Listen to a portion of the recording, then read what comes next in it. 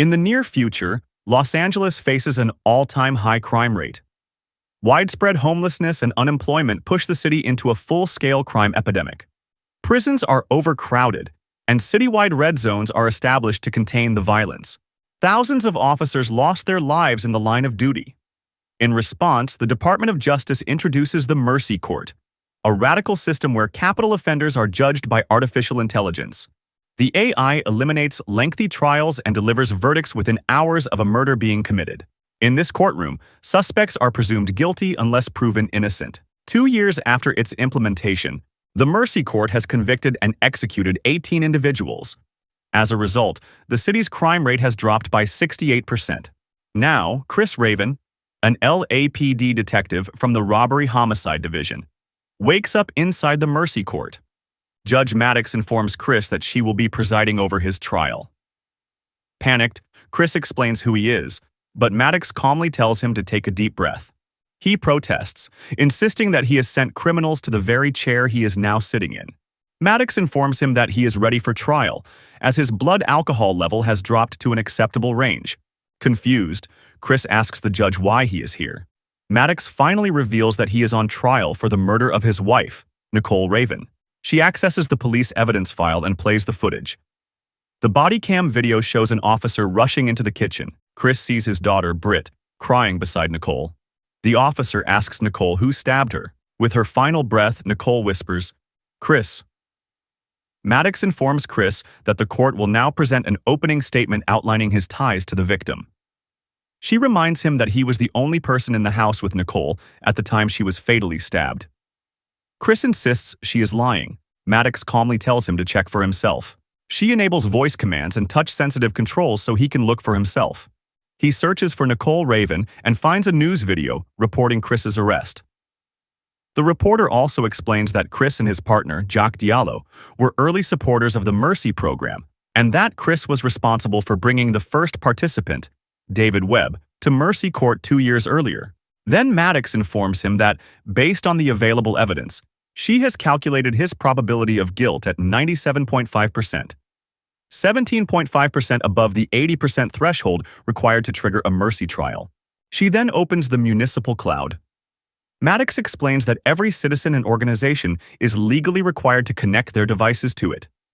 She tells Chris she will have full access to the cloud during the trial and informs him that he can use this resource to prove his innocence. However, if he is found guilty, he will be executed in 90 minutes by a sonic fatal pulse. The trial begins.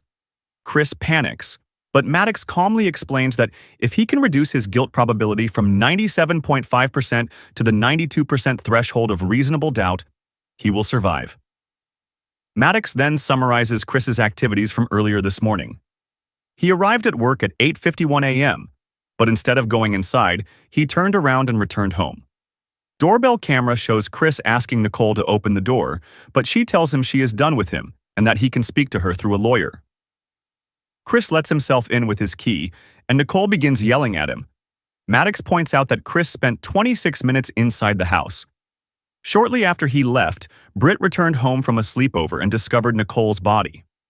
She tells Chris that the crime scene data shows Nicole was stabbed during the time he was inside the house.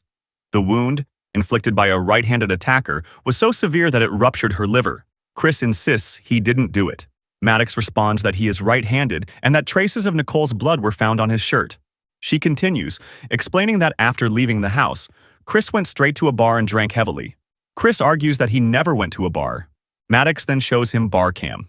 In the video, officers attempt to arrest Chris. He resists, but they eventually manage to handcuff him. Maddox asks if it is possible that the alcohol he consumed and the blow to his head during the arrest caused him to forget that he went to the bar, or even that he killed his wife. Chris remains silent. She then asks why he returned home this morning. Chris admits he cannot recall anything. He begins to sob as Maddox questions whether he had argued with Nicole about his drinking or about their daughter. Chris asks if he can speak to Britt. Maddox informs him that Britt is staying with Nicole's parents, and if he wants to contact her, he must submit a request first. Chris nods, and Maddox sends a formal request on his behalf. She informs him that court protocol allows him to contact his sponsor. Rob Nelson answers the call. He has been Chris's sponsor for 2 years and works at Viking Shipping, where Nicole was also employed. Rob says everyone at the company is shocked by Nicole's death. Chris admits he can't remember what happened. Rob sighs and tells him he should have called him if he felt tempted to drink. Chris insists he didn't kill Nicole, but before he can say more, Maddox abruptly ends the call, stating that the purpose of the call was to only address his relapse, and he failed to use the support offered. Chris argues that Rob knows how happy he and Nicole were, but Maddox responds with a faint smile, saying she is already aware of the state of his marriage. She plays a video showing Chris and Nicole's past. After 3 years of dating, they marry, and a year later, they welcome their daughter, Britt. For several years, Chris's life appears normal and stable, until Maddox highlights a traumatic incident on duty in which his partner, Ray, was killed. Then Maddox reveals that over the past 6 months, Nicole had sent 57 messages to friends and family about Chris losing his temper. Combined with his worsening drinking problem, Maddox concludes that Nicole had been considering divorce. She then plays another video. In it, Britt confides in her boyfriend, saying her father has become legit scary and that her mother has been crying in bed. The boyfriend offers to pick her up. Suddenly, there's a noise of a door closing somewhere in the house. Britt says it might be her dad, and the video ends. Confused, Chris tells Maddox that they monitor her Instagram and never saw this video. Maddox explains that Britt maintains 2 Instagram accounts, one of which may be hidden from them. She plays another video that picks up immediately after Britt talked with her boyfriend. In this clip, Britt tells her followers that her house might be haunted. At that moment, Britt accepts Chris's request for a call. She cries, saying that her mom is dead. Chris gently tries to calm her. Britt then asks why he was sent to Mercy Court if he had been at work at the time of the murder. Chris tells her it is all a misunderstanding. Britt mentions that her grandfather, Jeff, told her that no one gets a mercy trial unless they are guilty. Chris urges her not to listen to him. Just then, Jeff appears and ends the call. Chris tells Maddox that Jeff is trying to turn Britt against him and bitterly adds that Jeff never believed he was good enough for Nicole. Maddox simply smiles and reminds him to focus on the case. The clock is ticking. Chris explodes, shouting that the clock is meaningless and accusing Maddox of deciding people's fate before they even sit in the chair. She calmly replies that anger will not help him now. Chris argues that he has every right to feel anger, as he has lost his wife and his daughter is alone. He asks if she understands that. Maddox responds that she is not designed to feel anything, only to assess facts. Then she states plainly, if he is innocent, he must prove it. Otherwise, Britt will lose both her parents today. Chris inhales deeply and asks to speak with his partner, Jack. Maddox informs him that he may contact anyone during the trial, provided they can help gather evidence or offer character testimony. Chris chooses the second option. Maddox connects the call. Jack appears on screen. Chris, you're in a hell of a mess. Chris insists he didn't kill his wife and, looking at a drone camera view of his house, asks Jack to walk him through the crime scene. He then asks Maddox for the crime scene files. Jack warns him that if the situation doesn't favor him, she won't lie, as they need every mercy trial to send a message. And that message cannot be that a cop gets a free pass. Chris nods. He asks Maddox for scene scans. She projects an immersive reconstruction of the crime scene based on the available footage. Jack notices a broken vase, suggesting that Nicole may have tried to defend herself by swinging it at her attacker. Moments later, Jack enters the kitchen. Chris asks Maddox about the footprints. Your daughter's, Maddox replies. Jack suggests there may have been a struggle. Chris asks Maddox to zoom in near the countertop. Jack theorizes that Nicole might have thrown a plate at the attacker while backing away, prompting the killer to grab the nearest knife. Chris asks about the fingerprints on the knife. Maddox confirms they match his. Chris explains that Nicole was always afraid of knives, so he usually handled the cutting. He then asks about fiber evidence, which also points to him. Unsurprising since he lives in the house. Jack concludes that it appears to be a crime of passion, and all the evidence points to Chris. Chris asks Maddox for Nicole's phone records. She brings up a virtual, interactive copy of Nicole's phone. He asks about her call history. Maddox scans and explains that 33% of her calls and messages were with Chris, 26% with Britt, 10% with her parents, and the remainder with friends and colleagues from Viking Shipping. Chris suddenly recalls seeing Nicole texting someone the day they argued a week earlier. He asks Maddox to search through Britt's videos, since Britt often records their arguments. Maddox scans the footage but reports that she couldn't find the number Nicole had sent the text to. Chris then asks about Nicole's work phone. Maddox says she has no record of Nicole owning a second phone. At that moment, an officer informs Jack that they have found a second phone inside Nicole's car. Maddox asks Jack to switch on Bluetooth on her mobile and hold the second phone close to it. Maddox scans the device and informs Chris that the phone is not a work phone but a burner phone, unregistered in the municipal cloud. She notes that there is only one number in its call history, and that number also belongs to a burner phone. Maddox calls the number, but the person on the other end immediately hangs up upon hearing that the call is from Mercy Capital Court. Maddox then tells Chris that the phone signal is coming from the vicinity of the Hollywood Red Zone. Jack immediately heads there in her vehicle. Chris's guilt rate drops slightly.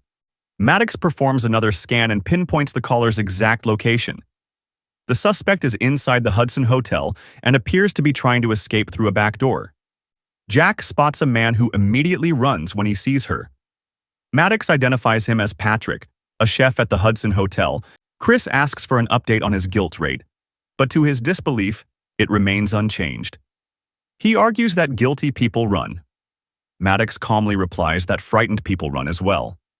Jack eventually catches Patrick. He insists that he hasn't done anything wrong and says he panicked after receiving a call from Mercy Court. Afterwards, he checked the news and saw that Nicole was dead, so he ran before things could spiral further. Chris bitterly remarks that Patrick seems like a deadbeat and wonders what Nicole could possibly have seen in someone like him. Patrick snaps back, saying that he gave Nicole everything Chris couldn't. Maddox interrupts and asks Patrick how he knows Nicole. Patrick explains that he met Nicole at a farmer's market and that they began meeting regularly at the hotel afterward. When Chris asks about the burner phones, Patrick explains that Nicole wanted to communicate privately, so he bought her a burner phone. Maddox confirms that Patrick owned both a personal phone and the burner. Maddox then accesses the hotel's security cameras and rewinds to the estimated time of Nicole's death. Footage from the hotel kitchen shows Patrick working in the kitchen during that period. Chris quietly admits that it can't be Patrick. Patrick tells Chris that all Nicole ever wanted was someone to listen to her. Jack then places Patrick under arrest for resisting. Maddox informs Chris that his guilt rate has now increased because, instead of presenting the court with a suspect, he has established a stronger motive for why he might have committed the crime. She asks Chris whether he truly believed he would find evidence to exonerate himself, or if he just wanted to see the man who slept with his wife. Chris dryly asks Maddox if she really thinks he killed Nicole after finding out about Patrick. Maddox sharply replies that he's clearly not telling everything, noting how he could jump to the idea of an affair so quickly unless he already suspected something. Chris admits he isn't surprised about Patrick. He confesses that he had been letting his wife down lately, even this morning. Chris reveals that Nicole had found the stash of alcohol hidden in his car. Maddox asks when he started drinking again. "A year ago," he answers. In the video, Nicole is seen confronting Chris about his drinking. Chris sighs and admits he has always struggled with alcoholism, though he managed to stay sober after marrying Nicole. Everyone was proud of him, until Ray's death. In the video, Chris briefs fellow officers about an SUV linked to a hit-and-run case. The vehicle belongs to a suspect named Alex. As Chris prepares to investigate, he receives a call from Nicole, so Ray offers to check it out himself. Tragically, Ray is shot. As Chris rushes him to the hospital, he begs him to stay awake, but Ray dies. Chris tracks the suspect down to the beach. Later, Alex is never found guilty. Chris admits that he should have killed Alex when he had the chance, and that weighs on him to this day. Chris then finally reveals that when he arrived at work this morning, he reached for the bottle he kept in the car, but it was gone. He assumed Nicole had found it. Furious, he went home and confronted her. They argued because she had thrown away his bottle. In retaliation, he smashed her favorite vase. A shard of glass flew up and cut her. He says he offered to clean up the blood, which explains why Nicole's blood was found on his shirt. Maddox asks why he didn't mention this earlier. "Because it made me look bad," Chris replies. Chris admits that he genuinely doesn't remember what happened after that. Then, somberly, Chris concludes that if Nicole was mad enough to tell Patrick about him, he really was out of it, and in his rage, he might have grabbed a knife. Maddox interrupts him, saying that if he confesses to murder, she will lock the verdict, and he simply has to wait for the time to go down before his execution. Chris sighs, then asks Maddox to show him everyone that Nicole had regular contact with. Maddox pulls up a list on the screen. He tells her to separate the names into friends and co-workers. Chris admits that Patrick is right. If he had been closer to Nicole, he would have known what was happening in her life. Then he tells Maddox that he needs to speak with Patrick.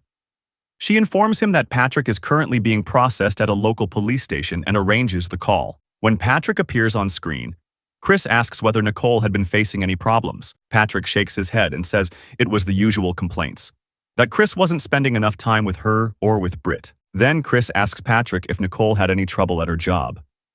That question sparks something in Patrick's memory. He reveals that Nicole had been dealing with an issue at work. Someone had been stealing chemicals from the company, and after a customer reported missing materials in a shipment, her boss asked Nicole to investigate. She didn't like snooping into other people's business, but she had been looking into it nonetheless. Chris turns his attention to Nicole's colleagues. Maddox points out that all of them are at work today and that none of them have been within a mile of his neighborhood since Sunday. Chris nods. That's when we had the barbecue. Chris contacts Jack, saying he has a hunch and instructs her to check out the Viking depot. Maddox asks what he means by a hunch. Chris replies, it's about trusting your gut, something the court could use. Maddox points out that the court deals in facts, but Chris counters that truth is rarely black and white. He then asks Maddox whether Britt recorded anything during the barbecue. They review the footage. Chris theorizes that the killer may have used the barbecue as an opportunity to scope out the house. Maddox checks the street cameras. Of the 46 cars that passed by his house this morning, not a single one stopped. Chris thinks for a moment and asks about the streets behind his house, noting that someone could have jumped the back fence. This reminds him of his neighbor Bill, whose house sits behind theirs and has a bird camera installed.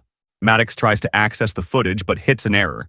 The files are still archiving after a recent internet outage in the area. Chris pauses, thinking. The barbecue started at 2 p.m. on Sunday. He asks Maddox how many employees drove their own vehicles from Viking Shipping Company. 4 vehicles, she replies. She tracks Rob's vehicle as it is the first to enter his street at 2:30 p.m. But Chris notices that Rob wasn't alone. There were 3 passengers with him. He tells Maddox he needs to speak with Rob. On the call, Chris asks Rob about the people he gave a ride to. Rob names Carla, Marie, and Leo. Chris then asks whether they all left together after the party. Rob shakes his head, saying there hadn't been a set plan. Instead, he ended up driving Deborah and Bill home, and the others made their own arrangements. Chris then asks if anyone missed work the following day, Monday. Rob says no. Next, Chris asks Maddox to replay one of Britt's videos, the one featuring the sleaze bag. Chris asks when it was filmed, and Maddox provides the timestamp. I think my dad's home. I'm out. Chris nods slowly and asks Maddox to access his department logs to confirm the time. According to the records, he was still at the precinct when the video was recorded. Finally, he asks Maddox to connect him to Britt. When she appears on screen, she's in tears and accuses Chris of being a liar. She shows him a video posted on YouTube. Chris, drunk at a bar when he was supposed to be at work. Britt, unaware that Chris had started drinking again, asks if that's why he's been acting like a jerk for the past year. Then she asks if he killed Nicole, but Chris swears he didn't.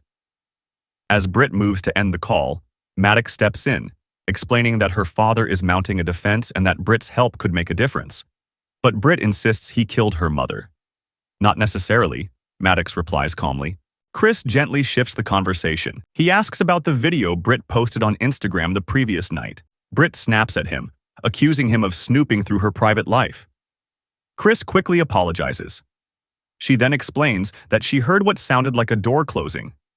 She checked the house but didn't find anything unusual. Shortly after that, a friend picked her up for a sleepover. Chris asks Maddox to replay the video. He notices the basement door is slightly open. He asks Britt if she opened it. She shakes her head. Maddox enhances the image, confirming his suspicion. A realization dawns on him. The killer may never have left the house after the barbecue on Sunday. Instead, he could have stayed hidden and killed Nicole on Tuesday.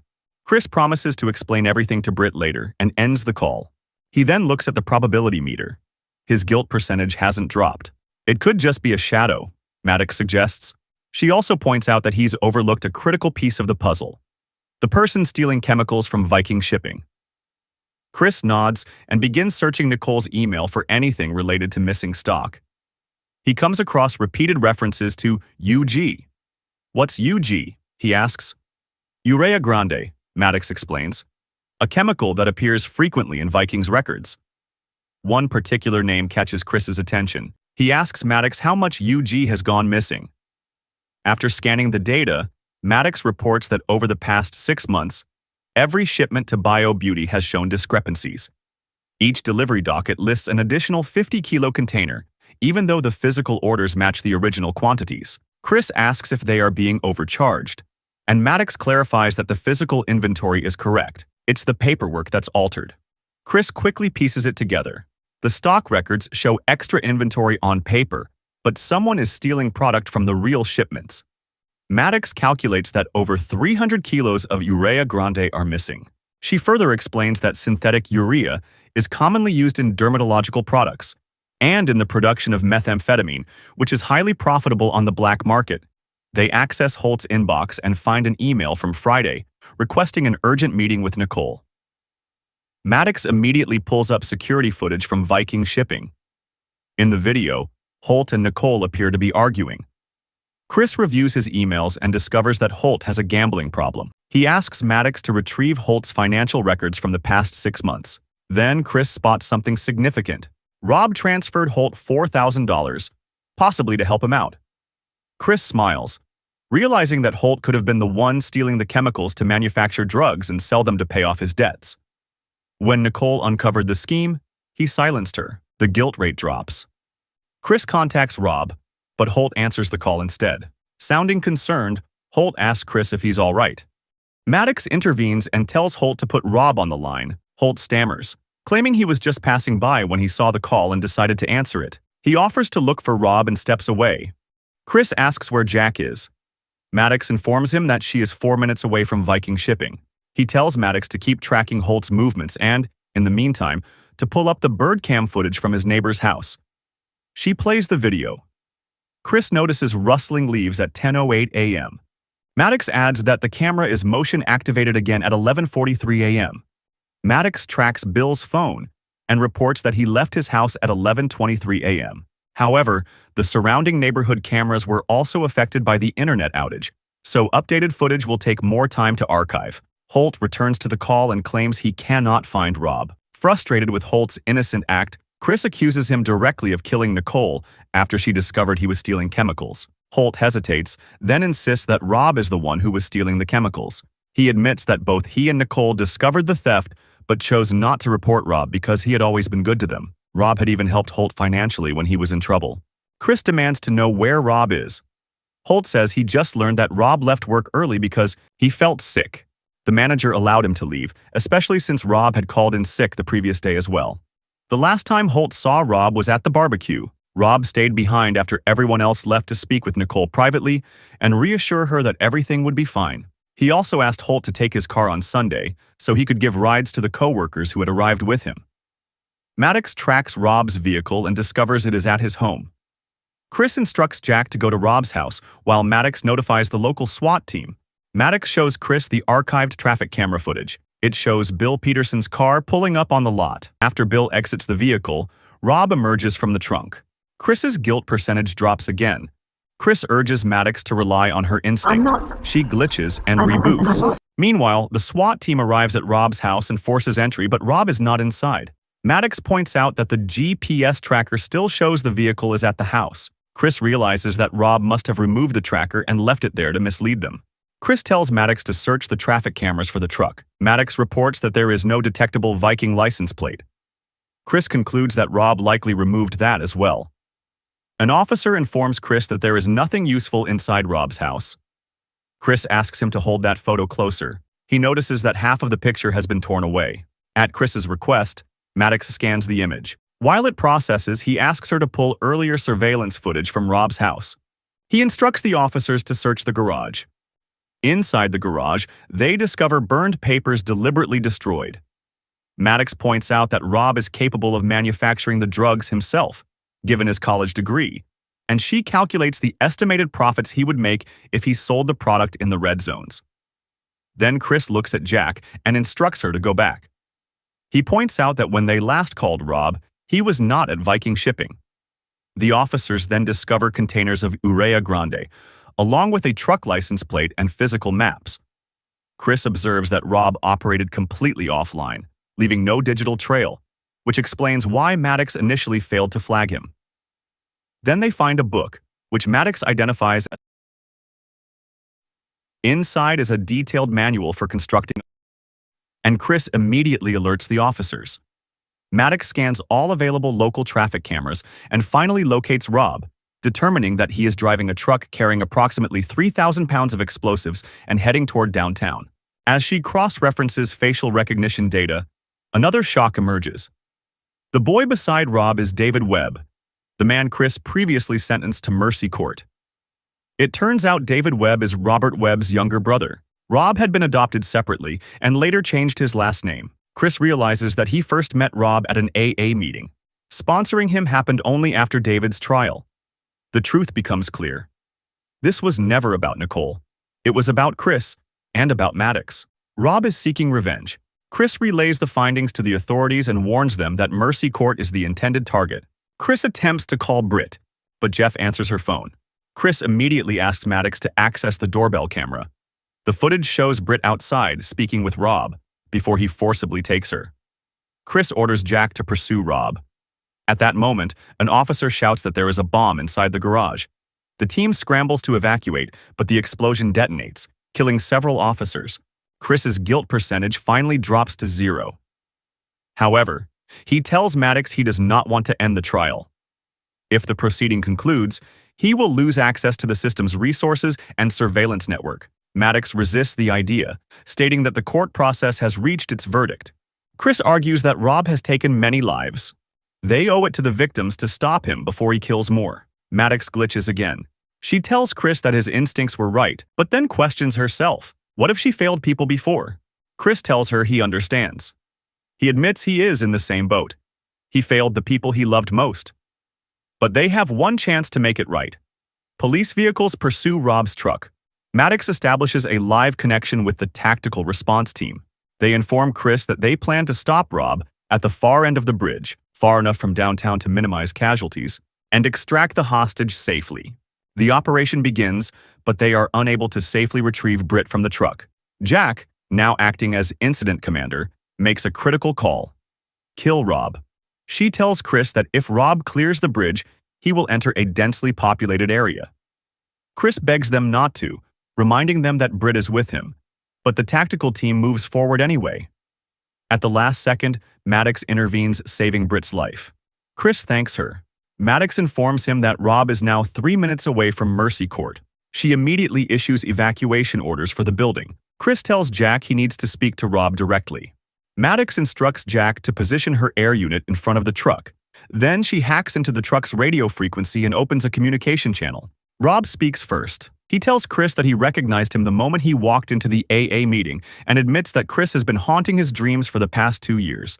Rob admits that his brother had problems, but insists he could have helped him. Instead, Chris sent him to Mercy Court. Rob says he wanted Chris to sit in that chair knowing he was innocent, the same way his brother did. Chris argues that David was a murderer. Rob shouts back that he was not. Suddenly, Jack fires at the truck. Chris shouts at her, demanding to know what she is doing. Maddox overrides Jack's vehicle systems. Rob speeds forward and crashes through the entrance of Mercy Court. He exits the truck and begins firing at the officers. Chris yells at Maddox to release him from confinement. He takes the elevator to the lower level and grabs an officer's vest and earpiece, allowing Maddox to maintain contact. Rob shouts for Chris to come out. Chris steps forward and asks Rob to let Britt go. Rob refuses. He says this ends here, with the court, the judge, and Chris. Then Maddox appears on a nearby screen. Calmly, she addresses Rob, telling him that if David was truly innocent, he should prove it. Rob agrees to explain. He says his brother struggled with drug addiction, so he tried to help him, giving him money and a phone to stay in contact. Then, out of nowhere, David was accused of murdering a woman. Rob insists it was impossible. He claims he was on the phone with his brother at the exact time of the murder. As Rob speaks, Maddox quietly informs Chris that if he pulls the battery from the detonator, there is an 82% chance the bomb will not explode. Maddox then lays out the official record. Valerie, the victim, was found in the underpass at 6 a.m. She had been stabbed to death around 10 p.m. the previous night. David's fingerprints were on the knife. Rob yells that David could not have done it because he was on the phone with him at that exact time. Britt bites Rob's hand. Chris lunges forward and manages to rip the detonator from Rob's grip. Chris raises his gun at Rob, but Britt pleads with him not to do it. Breathing heavily, Rob insists that after speaking with his brother, he called the precinct to confirm the call history. Suddenly, Jack shoots Rob. Chris shouts at her to stand down. With his last strength, Rob repeats that he called the precinct. A woman answered, promising to check the records. Maddox verifies the claim. There was indeed an incoming call from Rob that night. Chris slowly turns toward Jack and tells her that she was the officer who processed and booked David Webb. Maddox tracks David's phone location history. It shows the device at the crime scene, then later at the station. Chris instructs Maddox to bypass internal access protocols using his credentials and pull Jack's body camera footage from the evidence room. The footage plays. In it, Jack is seen taking David's phone from the evidence room and later discarding it. Jack argues that mercy court was necessary. Because of it, crime rates dropped. Sacrifices had to be made. The officers arrest both Rob and Jack. Maddox appears on the screen and quietly asks Chris what they have done. Chris replies, "Whether human or AI, we all make mistakes and lie." Maddox whispers, "Yes, we do," and then shuts down.